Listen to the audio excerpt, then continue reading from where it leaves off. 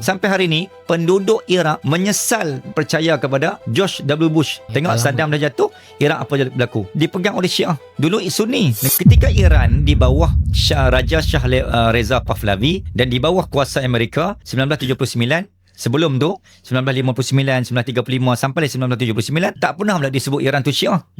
Sebab apa? Sebab waktu tu Iran bawah Amerika bersekutu. Jadi dia tak mainkan sentimen tu. Tapi sekarang bila Iran dah jatuh di tangan Islam, walaupun revolusi IRGC katan Republik Revolusi Iran, Islam Iran cuba bangkit meletakkan Islam menggunakan syariat Islam di hadapan dan dipimpin oleh Ahlul Bait. Ayatullah Ali Khamenei pemimpin pertama adalah Ahlul Bait. Dia memang keturunan Rasulullah daripada jalur sanad Sayyidina Hussein. Jadi mereka tengok, takkan kita nak tengok keturunan Nabi ni pimpin Iran. Sebab tu kalau keturunan Nabi pimpin Iran, dia akan jadi macam Mekah dan Madinah dipimpin oleh Nabi dulu.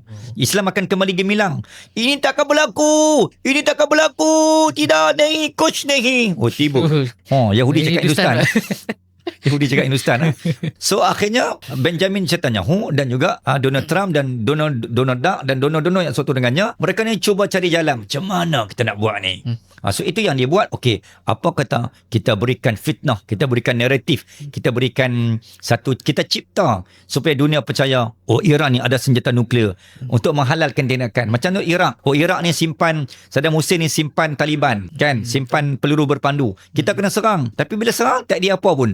Sampai hari ni penduduk Iraq, negara Iraq menyesal kerana termakan kata-kata dan percaya kepada George W. Bush pada 2023. Tengok Saddam dah jatuh, Iraq apa yang berlaku? Dipegang oleh Syiah. Dulu Sunni, negara Sunni.